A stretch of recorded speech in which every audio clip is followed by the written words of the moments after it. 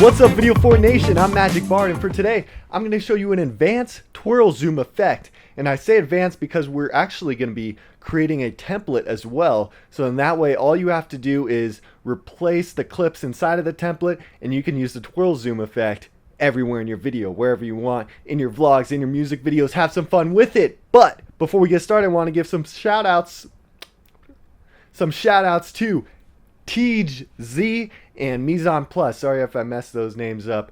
Appreciate the love, guys. Thanks a lot. If you're new to Video 4, hit that subscribe button and hit the little bell icon right next to it, so that way you'll be notified every time we put out a new tutorial every single week. With that being said, let's jump into it. Alright guys, so if you have seen the advanced zoom tutorial on Video 4 that I did a while back, this will be very familiar to you.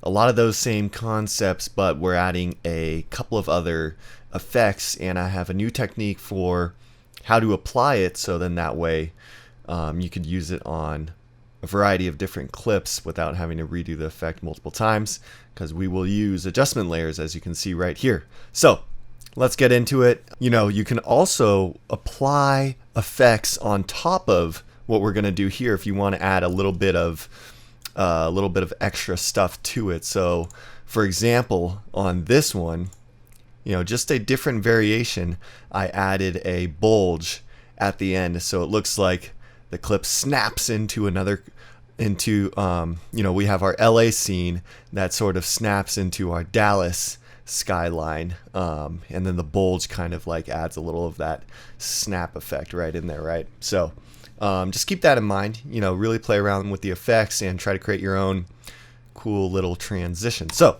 let's jump into it. What I'm going to do is take my stock footage that I got from video4.com. I have my Dallas skyline, going to throw that bad boy in there right here.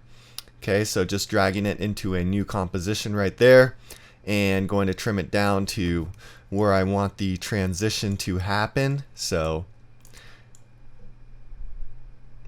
maybe right about there. Okay, and then I'm going to take my other clip, also got on video4.com, clip of Las Vegas MGM Grand. For those of you that saw the Mayweather-McGregor fight, hope your guy won. Okay, so just trim your clips down, and so I'm just pretending like this is my sequence, right? Okay, so you're going to have two clips, and you're going to want to create a transition between them. Now, what you can do is apply the effects to the clips, like what I did in the advanced zoom tutorial, or you can also add an adjustment layer. Okay, and then all you have to do is trim that adjustment layer down to your first clip, okay, and then duplicate it. So Command D, just make sure it's selected. So now we have two adjustment layers, and this one will be over our second clip. And now what we're going to do is apply this twirl transition to the adjustment layer, so then that way all we have to do is copy and paste the adjustment layers on top of the next clip transition that we want to do. So here's what we're going to do. Just make sure you put these effects in order. Okay, so I'm going to throw on a motion tile, then I'm going to put in a transformation or transform effect, a twirl.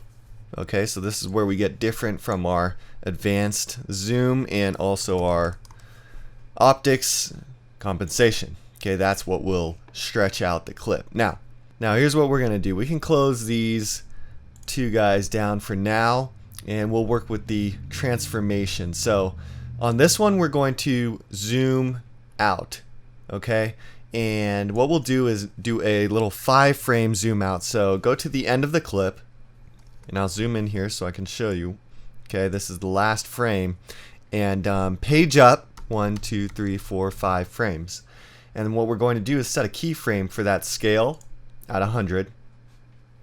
Go to the very end and scale it down to maybe 20. So we're going pretty small, right? Sometimes when you do these zoom out, zoom in, you scale to 50, but I like to stretch it out. So scale down to 20, and that will be our zoom out. Okay, now what we also want to do is click this check mark right here. Okay, so use composition shutter angle. We're going to turn that off, and we're going to create our own shutter angle, and we'll put it at 100. And what that'll do is when I page up, you can see this artificial blur that After Effects creates for me, which adds a nice little touch to it, right? So sometimes you can put in your own radial blur, like CC radial blur, and you know, create your own zoom blur. But I like using the blur inside of the transformation by using the shutter angle, just so I don't have to add another effect. So I'm gonna press U to see my keyframes, and I'm just gonna drag this guy out one frame, okay? So it's at the very end, and we have that blur all the way through, right? Because it's, if he's on the last, if that keyframe's on the last clip, you don't get that blur. So we're gonna stretch it out just one more frame, and good. Now we're gonna select both of them, right click, and you can't see this. Let me see if I can show you. Right click, keyframe assistance, ease, and now bring this back down and click on that graph editor right here, and we're going to edit the curve of this graph.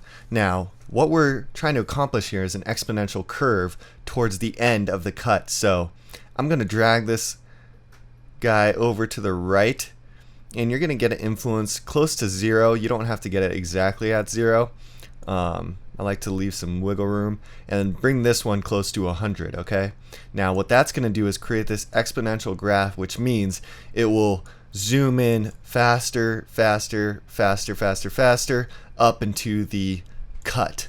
Okay, and we're going to be using this throughout this whole transition. So cool, let's go back into it, and we just created our zoom in, right?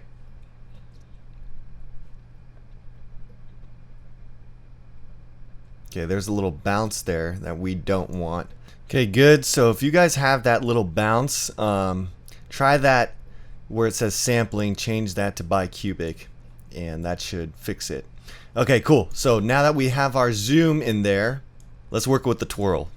Okay, so now we can close down that transform and bring your playhead to the last frame of the clip and open up the twirl angle, and we'll twirl it to maybe 45 degrees.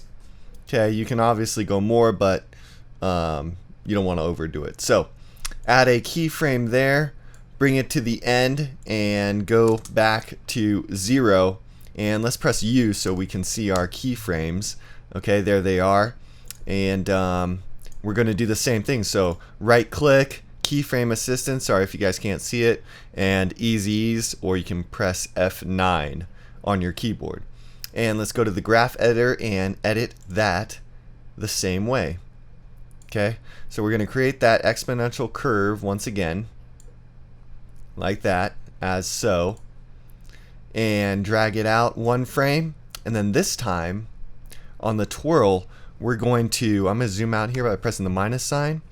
So on this twirl, I'm going to drag this keyframe out 12 frames. So go out 12 frames and drag it out. And what that'll do is add this lead up into the zoom, okay? Which I think is a cool effect, to add this sort of small, quick little lead up until you zoom out. Okay, so that looks good right there. Now let's add our optics compensation, and then we'll mess with the motion tile last. So for that, click on the reverse lens distortion, and we are going to really stretch this clip out. So add a keyframe at 0, okay, and right at the start of your zoom, then at the end, let's go to the field of view of maybe, I don't know, just watch it stretch out till we get what we want. Maybe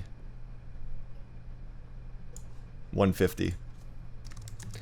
Okay, and now we want to cover up these black parts of the screen, so we will use the motion tile for that. So output height, just turn it up until those black parts go away, so maybe 300, and the width as well, 300, and mirror the edges. Cool, so now we have a full sky, and our bottom part ready to go. Cool. Now I'm working at half res, so you know this would look better at maybe full, right? Just to show you guys. Cool. So you know, you can drop this down if your computer is lagging, and this will make the workflow a lot faster for you. So we have that. I'm gonna press U to see those keyframes. There they are. Select them both, right click, keyframe assistance, easy ease. We're looking good, guys. Hit that graph editor and do the same thing, right? So for virtually almost all of the effects, we're going to be creating this exponential curve, except for the last effect, which I'll show you guys in a second. So create your curve and go back into here, drop this keyframe back one because we want it on that cut. And for the optics compensation as well, we're going to drag this guy out 12 frames too. Okay, so what's going to happen now is it's going to start distorting right before we hit that zoom. So just a nice little ramp into this zoom. That'll really differentiate you from your competitors and other people that are creating videos out there who usually like to create this whole transition in this 5-frame sequence, or sometimes they do 6 or 8. I like to do a nice 5-frame and then add this little 12-frame ramp up to it, right? It's not super noticeable, but it adds a little spice to your filmmaking. Okay, cool. So that is the twirl effect on the adjustment layer, right? So now all we have to do is do the opposite on this side. So I'm gonna go through this one a little faster since you guys already know what to do. So in order, motion tile, transform, twirl, and our favorite optics compensation. Okay, great. And so on the advanced zoom, we zoomed, like if we zoom out like we just did on this side, on this one we would zoom in. But on this twirl zoom, I like to do if you zoom out like what we did here, I like to start off with the zoom out and zooming in. So that's a little bit different from the advanced zoom tutorial. So let's try that one out. Started off at 20. Okay, so we're going the opposite way this time. Keyframe that scale, go out 5 frames, and go to 100. Cool. Now let's press U and work with our keyframes. Do the exact same thing. Keyframe assistance, easy ease. Go into our graph editor and create our favorite exponential curve. Okay. Good, like that. And sweet. And let's create our own shutter angle at 100. 100's fine with me.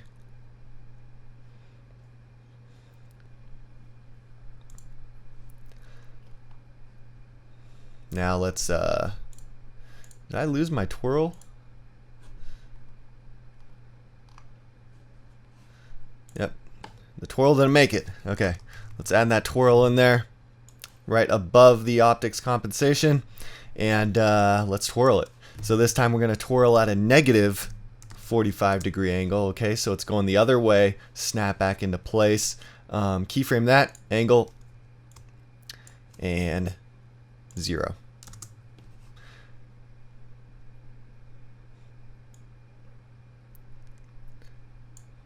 Cool. Press U to see those keyframes, and let's work with those bad boys. Get them in place. Keyframe assistance, ease, and graph editor. And let's create our curve. Like that. I like it so far. And let's drag out that twirl as well. So 1, 2, 3, 4, 5, 6, 7, 8, 9, 10, 11, 12. I think that was 12, right? 5 to 17, yep. Now let's create our optics compensation. So we will reverse the lens distortion, start it off at 100, no, 150.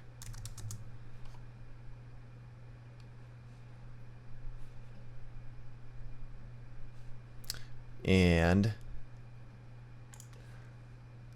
bring it out to 0. Press U and fix these guys up. So keyframe assistance, ease, and exponential curve, like so. Okay, and now get rid of this black alpha channel by filling the frame with our motion tile. So turn out our output width right there and output height, and mirror the edges. Sweet. Boom. Boom.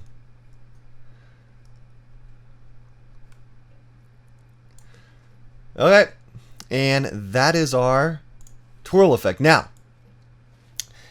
you can end it off here, or you can add a little bit more to it. Now, say if you're doing a large, I don't know, 2 or 3 minute video, and you have a bunch of these transitions you want to create. Okay, now what you can do is pre-comp this layer. So layer pre-compose, and move all attributes, and we'll call this our zoom twirl in. Okay, press OK, and then we're going to pre-comp this layer. Layer pre-compose, move all attributes, and call it zoom twirl out. So now we can add an effect called shift channels, and we're going to create a chromatic aberration distortion to this whole zoom transition. So what we're going to do is, see where it says take red from, on the green turn it off. Okay, so full off. On the blue turn it off. So now we're going to have just our red channel. I'm going to duplicate this twice, so Command D, D, so we have 3 total. And on this medium, or on the middle one, we're going to turn off the red and put the green back to green. On this bottom one, turn off the red and put the blue back to blue. So now we have our red, green, and blue channels, right? So I can go in here and just go red and rename them, right?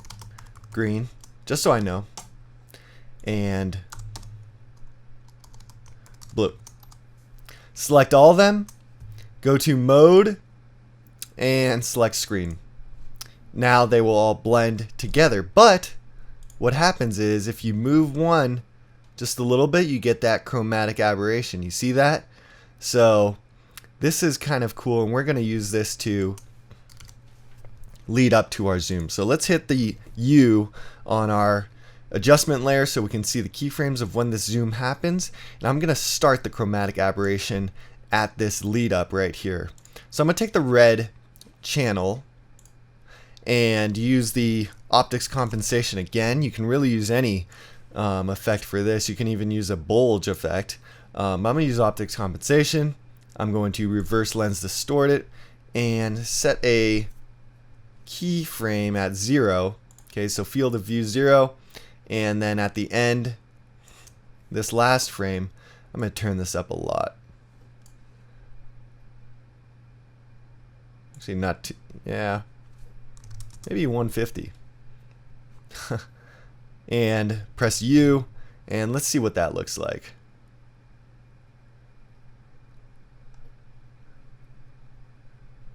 Okay, so on this one we also want to do our infamous keyframe edit. So right click, keyframe assistance, easy ease, sorry if you guys don't see that, and create our favorite curve, just so that it sort of matches up with our zoom. So now we're going to get a little bit of that chromatic aberration right before the zoom, and cool.